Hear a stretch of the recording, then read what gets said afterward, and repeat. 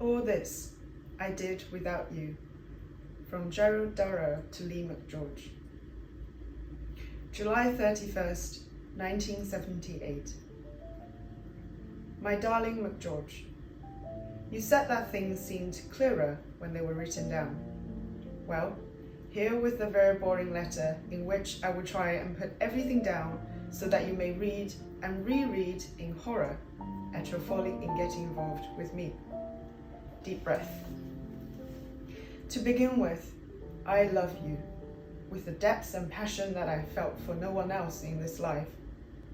And if it astonishes you, it astonishes me as well. Not, I hasten to say, because you're not worth loving. Far from it. It's just that, first of all, I swore I would not get involved with another woman. Secondly, I've never had such a feeling before, and it is almost frightening.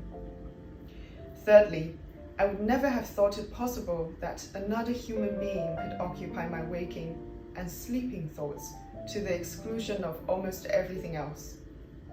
Fourthly, I never thought that, even if one was in love, one could get so completely besotted with another person so that a minute away from them felt like 1,000 years. Fifthly, I never hoped, aspired, dreamed that one could find everything one wanted in one person. I was not such an idiot as to believe this was possible, yet in you, I have found everything I want.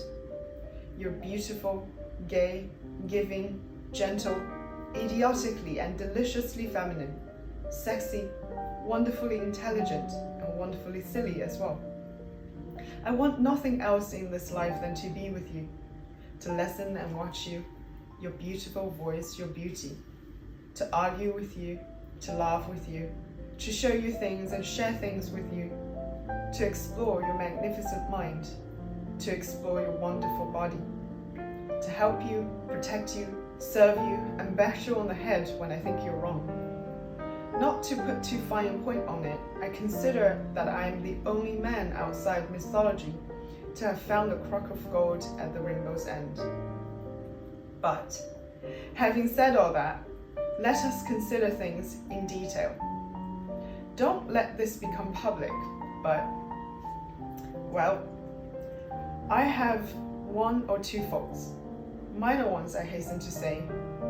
For example, I am inclined to be overbearing. I do it for the best possible motives, all tyrants say that, but I do tend, without thinking, to tread people underfoot. You must tell me when I'm doing this to you, my sweet, because it can be a very bad thing in marriage. Right. Second blemish. This actually is not so much a blemish of character as a blemish of circumstance. Darling, I want you to be you in your own right, and I will do everything I can to help you in this. But you must take into consideration that I am also me in my own right, and that I have a head start on you. What I'm trying to say is that you must not feel offended if you're sometimes treated simply as my wife. Always remember that what you lose on the swings, you gain on the roundabouts. But I am an established creature in the world, and so, on occasions, you will have to live in my shadow. Nothing gives me less pleasure than this, but it is a fact of life that has to be faced. Third, and very important and nasty blemish, jealousy. I don't think you know what jealousy is, thank God, in the real sense of the word. I know that you have felt jealousy over Lincoln's wife and child, and this is what I call normal jealousy. And this, to my regret, is not what I've got. What I have got is a black monster that can pervert my good sense, my good humor, and any goodness that I have in my makeup. It is really a Jekyll and Hyde situation.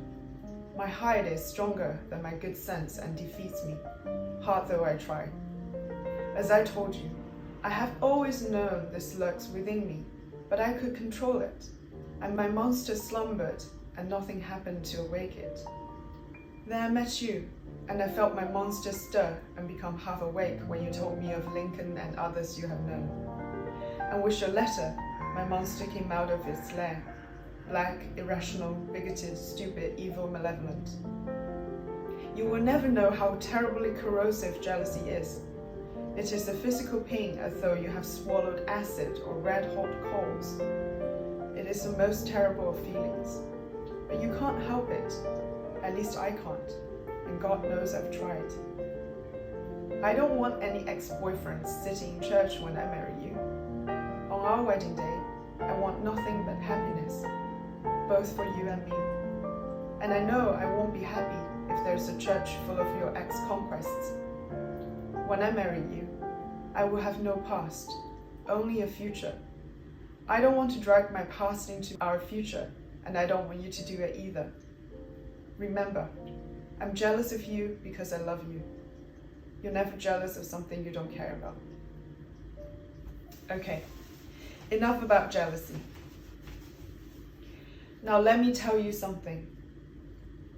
I have seen 1,000 sunsets and sunrises on land where it floods forest and mountains with honey-colored light, at sea where it rises and sets like a blood orange in a multicolored nest of cloud, slipping in and out of the vast ocean.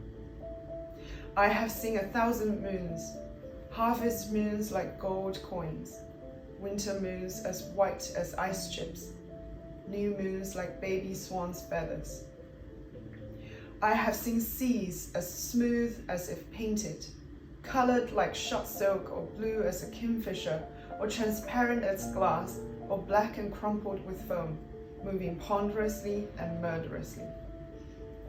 I have felt winds straight from the South Pole, bleak and wailing like a lost child. Winds as tender and warm as a lover's breath. Winds that carry the astringent smell of salt and the death of seaweed. Winds that carried the moist, rich smell of a forest floor, the smell of 1,000,000 flowers. Fierce winds that churned and moved the sea like yeast, or winds that made the waters lap at the shore like a kitten. I have known silence, the cold, earthy silence at the bottom of a newly dug well, the implacable, stony silence of a deep cave, the hot, drugged midday silence when everything is hypnotized and stilled into silence by the eye of the sun, the silence when great music ends. I have heard summer cicadas cry so that the sound seems stitched into your bones. I have heard tree frogs in an orchestration as complicated as Bach singing in a forest lit by 1,000,000 emerald fireflies. I have heard the kias calling over great glaciers that groan to themselves like old people as they inch their way to the sea. I have heard the hoarse street vendor cries of the mating fur seals as they sang to their sleek golden wives, the crisp staccato admonishments of the rattlesnake, the cobweb squeak of the bat, and the belling roar of the red deer knee-deep in purple heather.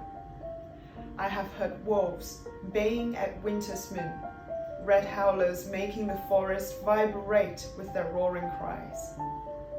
I have heard the squeak, purr and grunt of 100 multicolored reef fishes. I have seen hummingbirds flashing like opals round a tree of scarlet blooms, humming like a top. I have seen flying fish skittering like quicksilver across the blue waters, drawing silver lines on the surface with their tails. I have seen spoonbills flying home to roost like a scarlet banner across the sky. I have seen whales, black as tar, cushioned on a cornflower blue sea, creating a vexille of fountain with their breath. I have watched butterflies emerge and sit, trembling while the sun irons their wings smooth. I have watched tigers, like flames, mating in the long grass. I've been dive-bombed by an angry raven, black and glossy as the devil's hoof. I've lain in water, warm as milk, soft as silk, while around me played a host of dolphins. I have met 1,000 animals and seen 1,000 wonderful things. But all this I did without you. This was my loss. All this I want to do with you. This will be my gain. All this I would gladly have forgone for the sake of 1 minute of your company, for your laugh, your voice, your eyes, hair, lips, body, and above all, for your sweet, ever-surprising mind, which is an enchanting quarry in which it is my privilege to delve.